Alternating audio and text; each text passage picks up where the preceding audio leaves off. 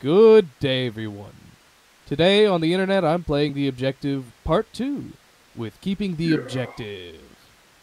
And What's we're up? about to start getting into the Richard Spencer event that just happened recently, and that's causing quite the uproar on the internet and even beyond. So McInnes. yeah, and the McGavin, uh, McGavin, whatever fuck his the cunt name McGook, is.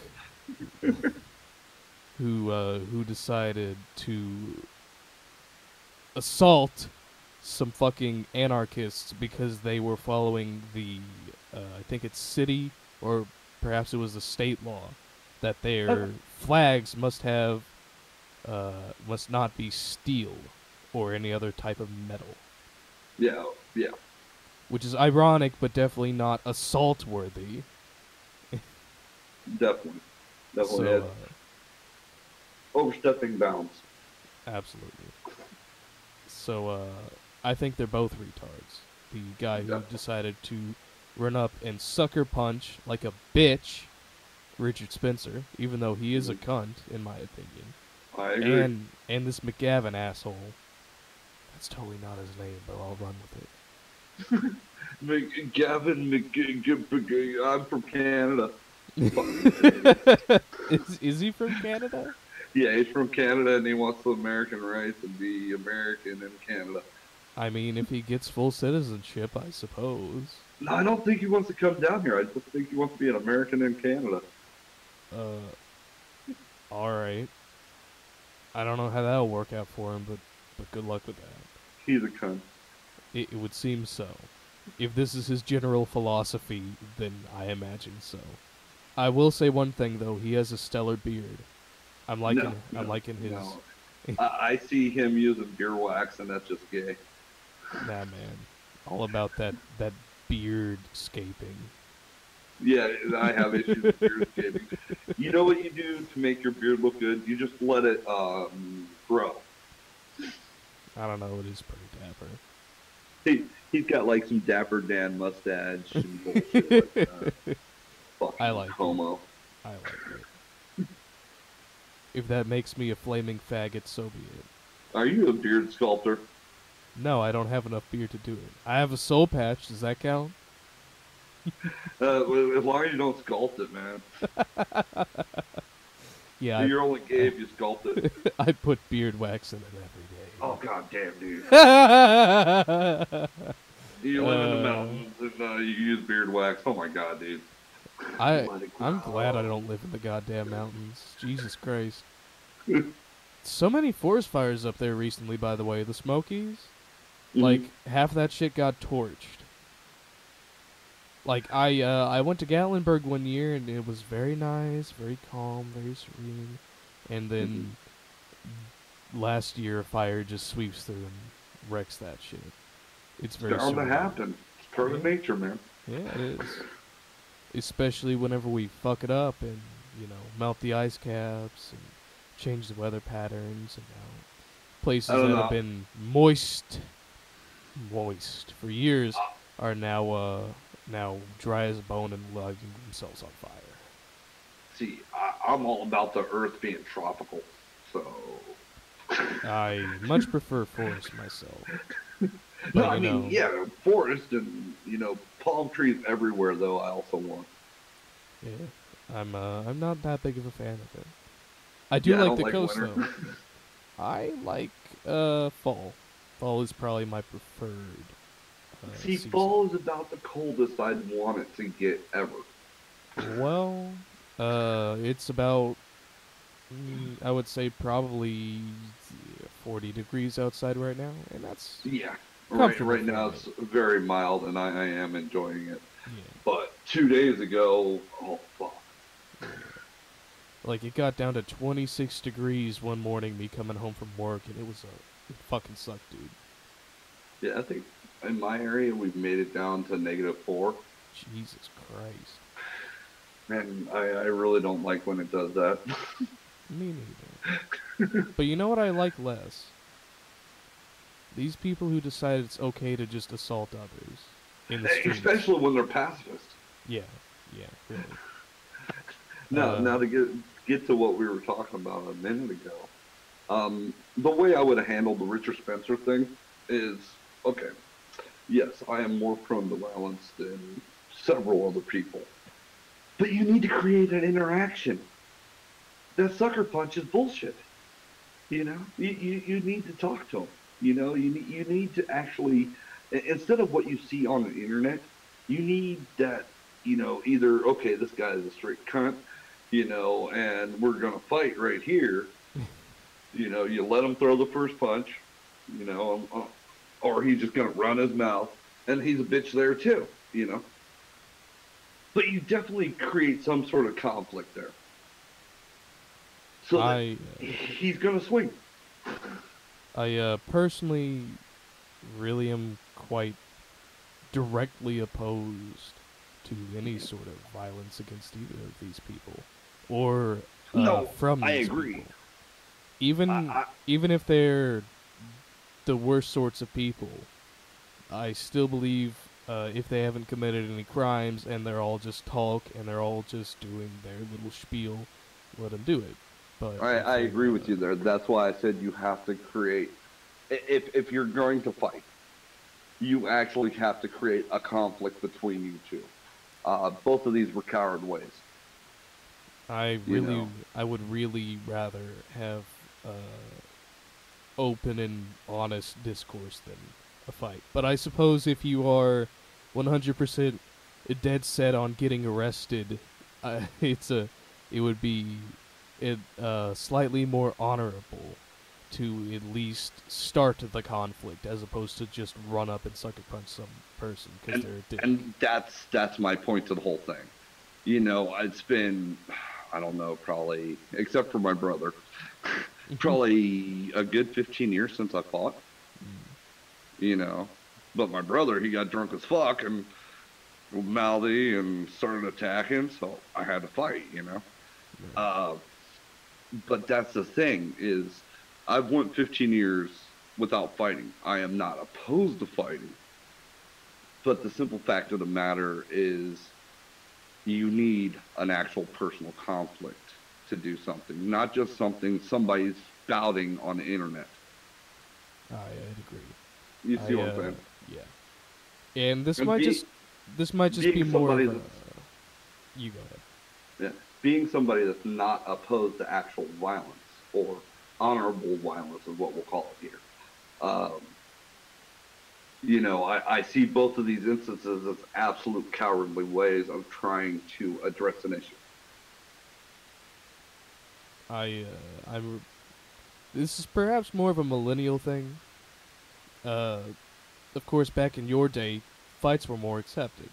They were more part of everyday interactions. If you have a severe disagreement with somebody, like you threw down and then you walked away and then that was it.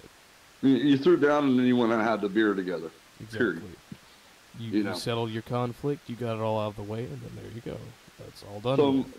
Some of my best friends in life, the friendship started with that. Yeah. But it's quite a bit more a millennial thing, I think, to be more opposed to violence. At least if you are raised in an environment where it's not, immersed entirely in violence like some big cities, unfortunately. Yeah. I think it's much more looked down upon to interact that way in general. And and when it is, there's a lot more grudges involved. Yeah, and see, that's one thing I see with the millennial aspect is back when we could get rid of our grudges, we didn't have all this going on. We addressed the issues as they came. Yeah. Do I think everybody needs to be socked in the mouth? No. But I do feel that it's a human interaction that can be controlled. Oh, of course. In a healthy manner. Like, if two dudes, are about to fight, let them fight. If they're two adults and everything like that, but you cannot let the fight go too far. You see what I'm saying? Yeah. A sock here, a sock there. But if a guy's standing over there stomping somebody's head in the ground, that's uncalled for. you know. And Well, I understand the peace because there was a certain point in my life where I went hippie-ish and thought about peace over everything. But then I realized that that's not within human nature. Right now, I feel that this whole peaceful thing is not really enlightenment. It's denying part of one's existence. You may go through life not ever fighting, but being willing to throw down for what you believe in. You see what I'm saying? right. And I You think know, that you don't. really goes back to the social code of your era. Yeah. It was just there was a clear understanding of what you do and you don't Yeah. in this sort of situation. Yeah. But I myself personally feel that unless it's absolutely necessary, you shouldn't engage in violence. And I Unless absolutely agree with that. unless there's simply no other way. And I think that's something, like you just said, you would very much agree with, Yeah. especially Or in going out and these fighting days. and have fun with each other. Yeah, You know, two dudes. All right, let's grab, not necessarily grab gloves, but do a controlled fight. I think when I was doing medieval reenactment, I was the calmest I ever was in my life. I had no idea you did medieval reenactment. Yes, That's yes. the last thing I expected. Maybe World War II or Vietnam or Civil War or something, but not. Done that too. Done that too. Well, goddamn. I love history. I do Um, too. As little of little of it as I know, unfortunately. but when you're getting out there sword fighting, shield bashing each other and stuff like that, you get rid of that aggression. You actually use that aggression in a constructive manner. Oh, of course. You know, it's just like, see, I didn't like sports growing up at all. Me neither. Um, But and there is one that, thing I did like, and that is weaponry. yeah, and that's where my sports thing went to is medieval reenactment. See, I've done Civil War reenactments because growing up where I did, there was a lot of Civil War stuff around it. Nice. So I did quite a bit of that growing up. The World War II, World War One, Vietnam stuff, that was all kid stuff. That was me running around in the woods as a kid. And yes, DC had woods.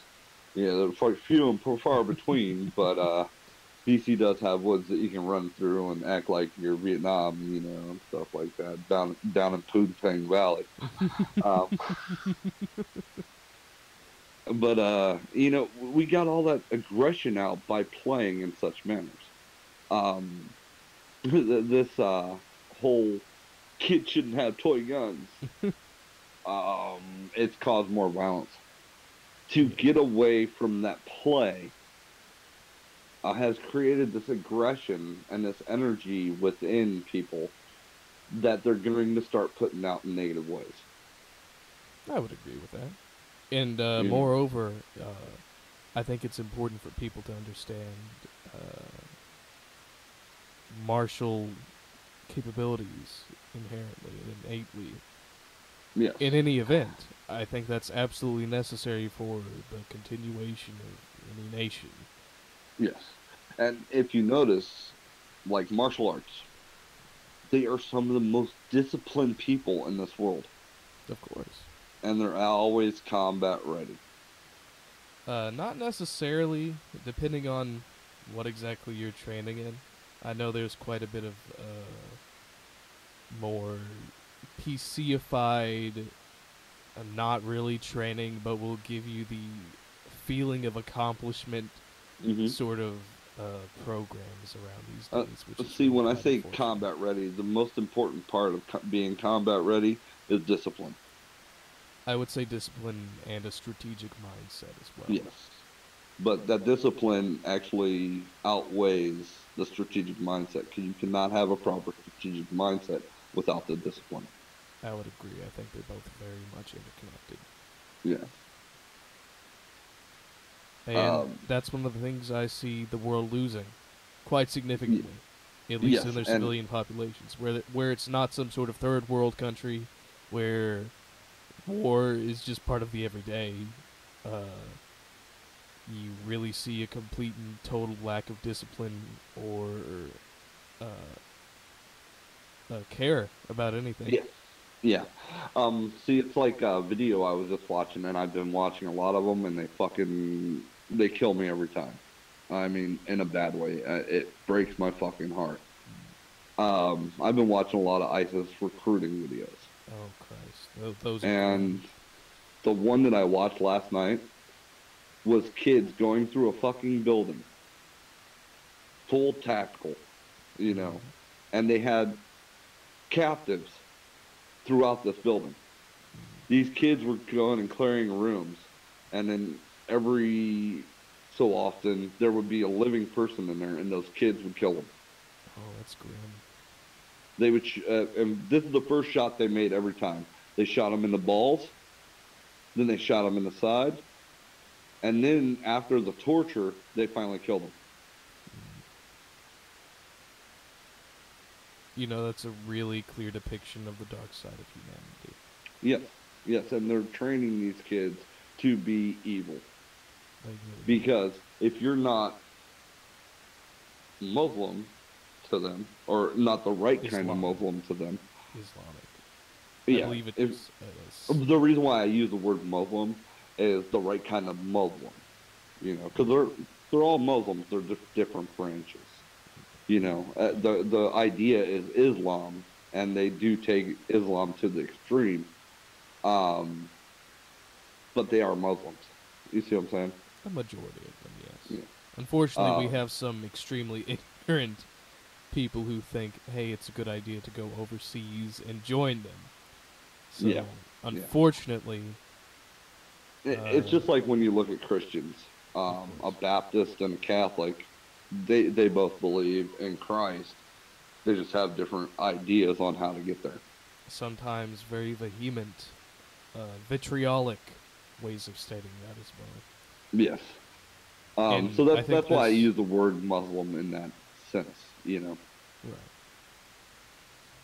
It is really quite a cycle of quite virulent, exclusive sectarianism, as I made a video on. Yeah. And I think that is perhaps one of the most detrimental forces in humanity as of right now. Mm-hmm. And to go more into our horseshoe theory concept here, I mean, Gavin and the guy that punched Richard Spencer. Has a name been released on him? Has a name even been released on him? The one who sucker punched Richard? I don't know. I've not seen any actual sources for that. Yeah, no. See, I don't think they even really investigated it. I don't think they even give a rat's ass. But ultimately, Gavin and that dude that punched Richard Spencer are the same dude. At least in that particular sense of ideology, I would much agree. They have went so far to their extremes that they are not too far from each other. Exactly. You know.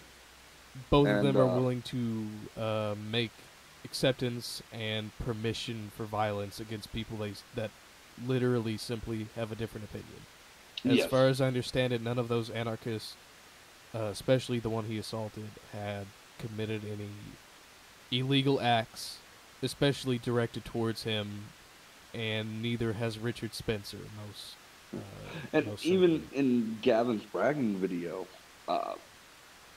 with the way he stated that this guy was, he was not malicious by any means, except for his ideology. There was malicious ideology behind it. Well, I but don't there think was actually no malicious action. Exactly. You know, even if the reality of their ideology is malicious, I don't think anybody. Well, in fact, I understand and know very well that nobody thinks of themselves as the bad guy. Everybody thinks of themselves as the right, the force for good. Even if they're even if they're spewing some of the most abhorrent, egregious, awful things that you can against your fellow man and woman. Mm-hmm. Nobody thinks of themselves as doing wrong. Yeah, you go to leaders of the past. Pol Pot thought he was doing right by people. Exactly. He was a fucking history teacher. Hitler thought he was doing good. Stalin, yeah. Even to go even further back, Sargon of Akkad, not the YouTuber. Sargon of Akkad actually thought he was doing good for his people. Yeah, of course. You know, and that's why Sargon picked that persona, because of the shit that he did. Yeah. I believe he actually read the extremely derelict passages of the original story translated to English. As unfortunate as it was and fragmented, it was still quite interesting. And that's actually why I'm such a huge fan of Sargon of Akkad. Okay, I'm sucking nuts again. But I love his history channel. I do as well. Where he reads the history parts and everything like that, and it explains his channel, or his main channel, more in depth. Exactly. With how much he's into history. It really does. And I would say that Sargon is actually really quite proficient at his display of history. Very much so. And his main channel's mainline content. Yeah. I'm really quite a fan of him. Unfortunately, it seems he has some really quite thin-skinned tendencies when it comes to interacting outside of that, in places that aren't YouTube directly. Yeah. Well, but, I think it's more along the lines of you can only take so much shit. You know, like Armor Skeptic, he just got too big of a head. Croton T, the instance going on right now. There's only so many times you could deal with being called an anti-Semite. I'm not informed about his situation. He just got banned off of Twitter. Right. Yeah, for telling some bitch to hang herself. You know? That is the least of the things he's done, to be honest, if we're going by terms of service. Yeah, well, the thing is it's like in America. Mm-hmm. They're throwing around the racist word, so fucking much. Well, racist, Nazi, bigot, misogynist, literally any of the liberal no-nos that you could never be, which I agree with. You shouldn't be any of these things. But the issue is that they use it to such a degree that it loses any meaning, that it loses any of its validity. Yeah, they're calling people that aren't even close to that. Exactly. They simply use it as ad hominem. I was just called a racist by a white dude on Facebook today. All right. And I'm like, fucking really? I already accused you of taking the easy way out. What did you say? It was so racist. Oh, well, really? I said that the 1% of the world is a very diverse group. And it is. From around there's the Mexicans, there's black people, there's Arabic people, there's Europeans, and there's Asians. Of course. You know, it's a very diverse group. The oligarchy of the world hails from literally every country that is. Well, he's the type that's seeing this whole wall thing as a race issue. Yeah. The travel ban as a race issue. Neither of these are necessarily race issues. Exactly. One's an absolute economic issue, and one's a result of seeing what the fuck's going on in Europe.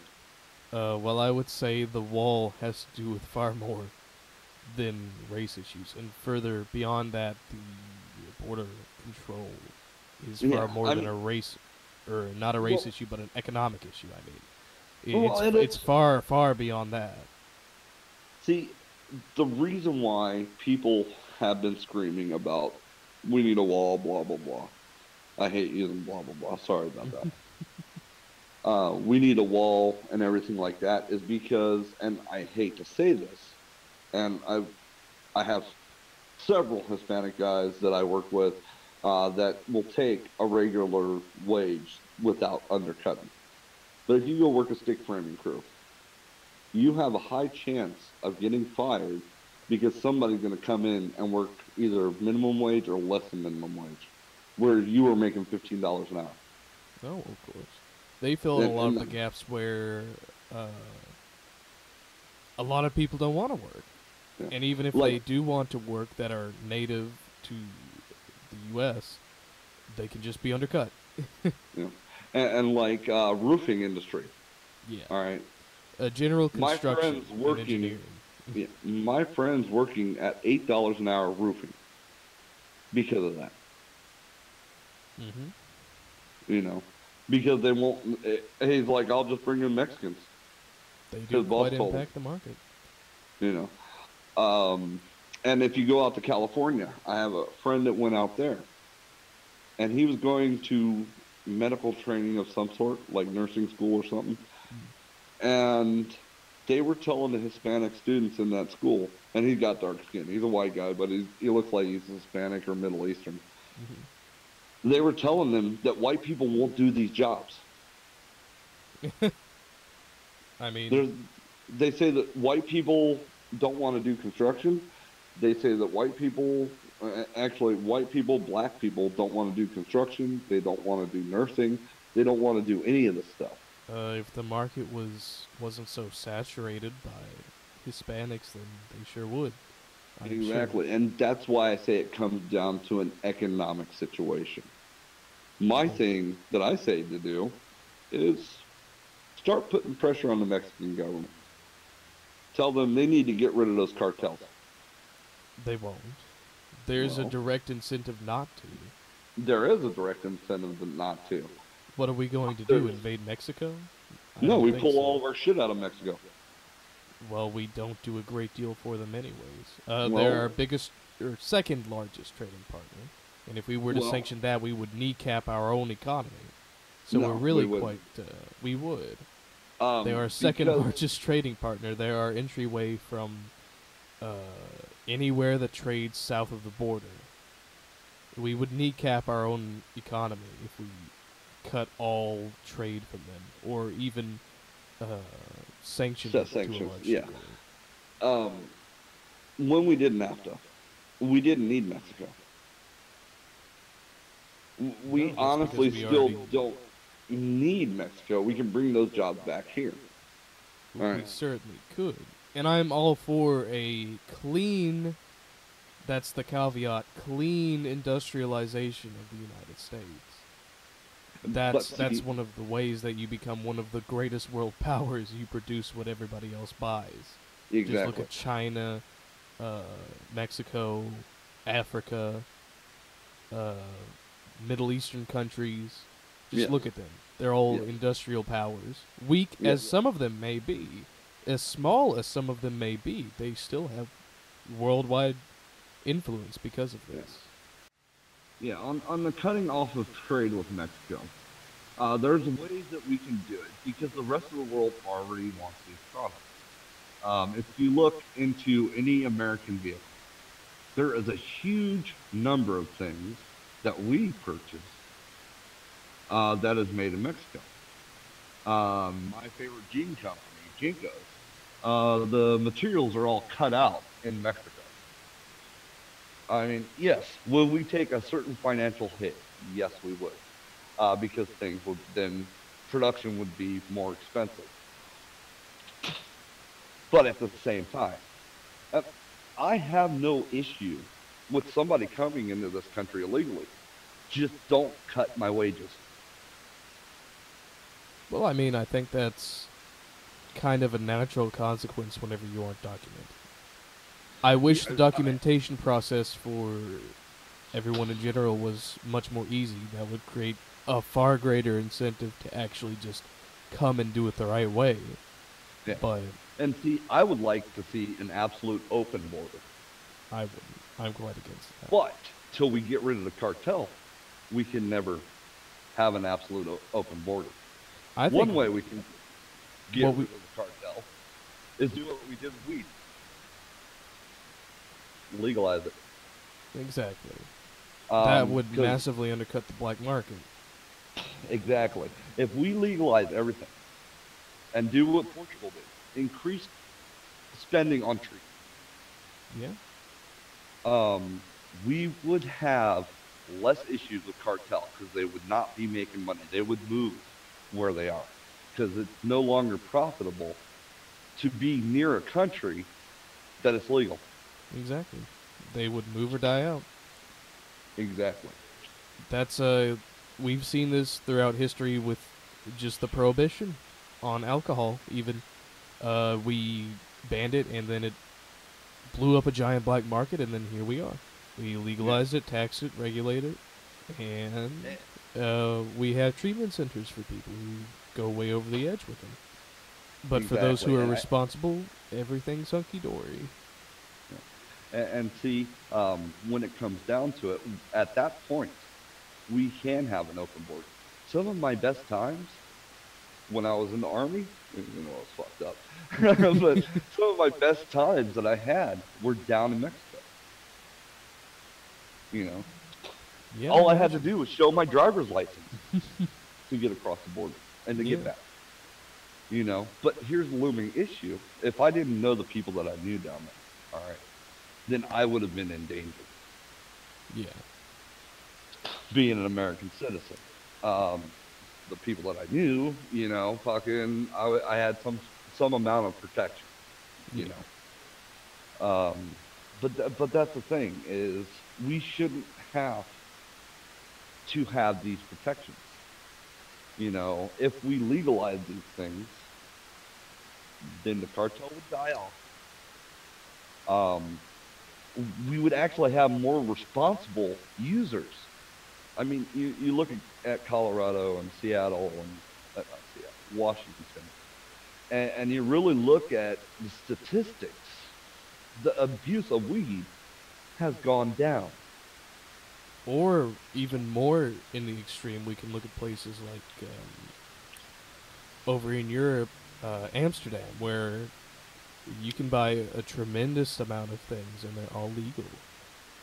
Yeah. And well regulated and taxed.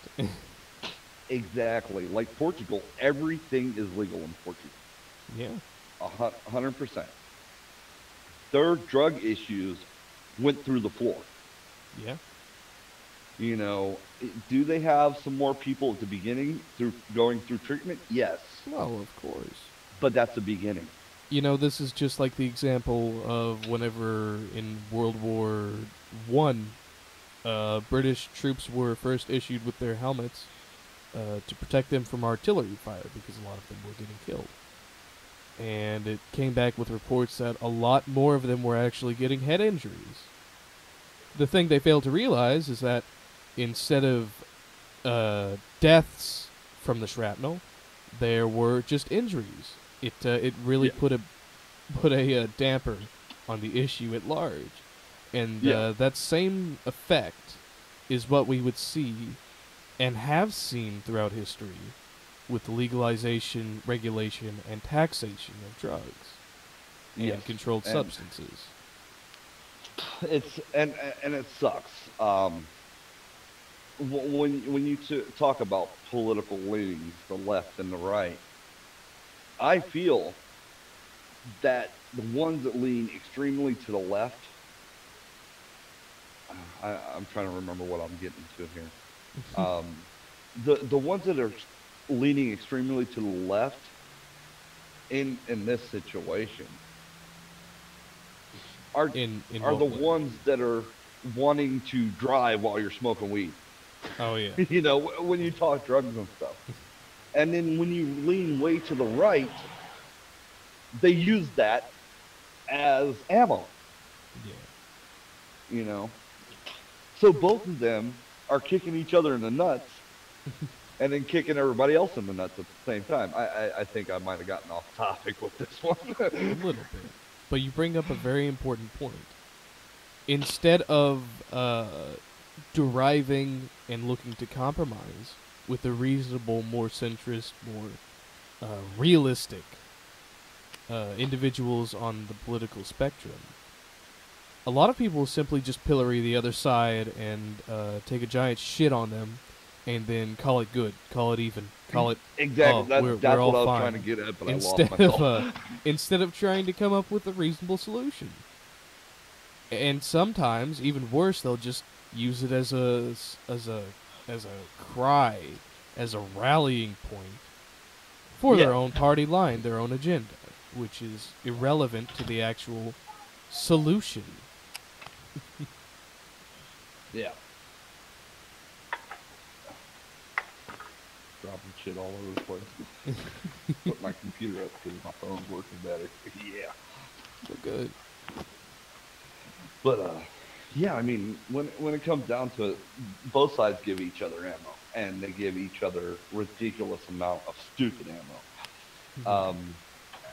Honestly, to go to the wall again, the moment Trump mentioned this wall, he was automatically branded a racist. All of his history of stuff that he has donated his money to was erased by those one set of words. Yeah. You know.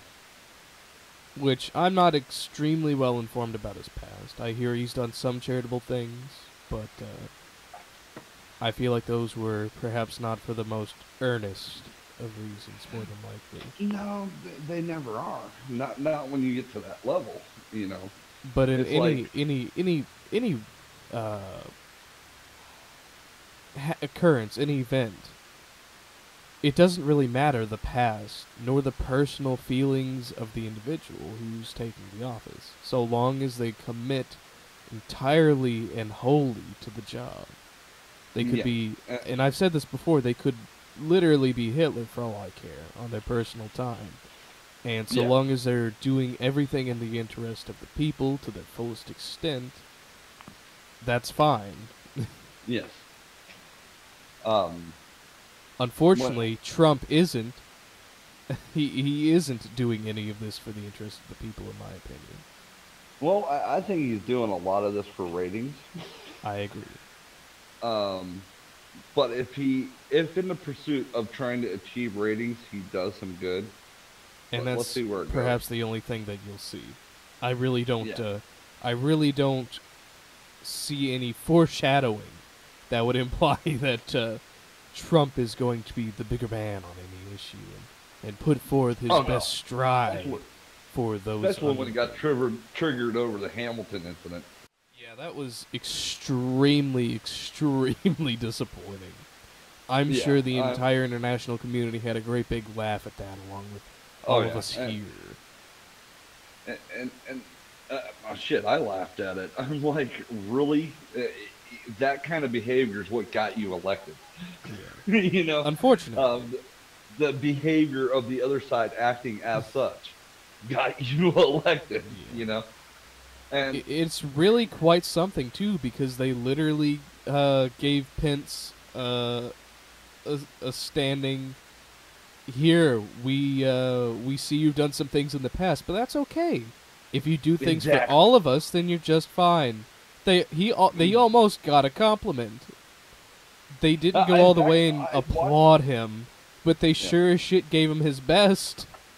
Yes, and I watched that video several weeks after that incident, and even though there was an undertone of, okay, we know you're pretty fucking negative, it was a very complimentary speech, and I have to commend those people that are in that cast. Actually, that one guy, the outspoken one, that is in that cast of addressing in the best way possible. I agree. I think he was... The entire sentiment of it was, give it your best shot. Yeah. We might not have liked your past. We might not have liked your precedent. But here you are, the vice president. And we hope you do the best for everyone's interests. Exactly. And I think it would have been way more beautiful if Trump hadn't played rich bitch. Yeah, exactly. It could have been a real uniting moment. It could have been a minor band-aid on a gaping wound of division that the United States is currently facing between the left, the right, and everyone else in the middle who actually isn't so obsessed with their ideology. Yeah. It's sort of like Mr. I Dig Holes in the Desert fucking movie guy. He's not gonna divide us, dude. You're a fucking cunt.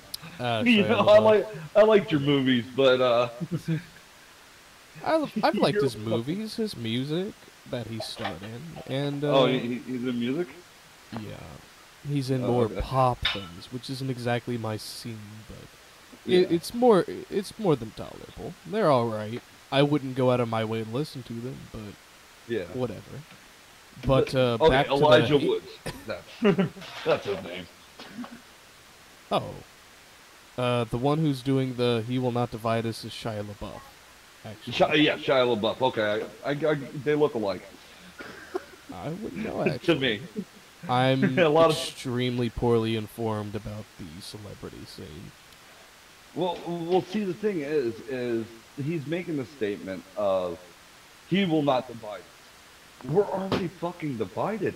More than that, Seriously. that implies and seeks to highlight the division, actually. Yeah, absolutely. I mean, he's making these statements as if he's speaking for all of us. Well, I You think know. I think the statement does in a way.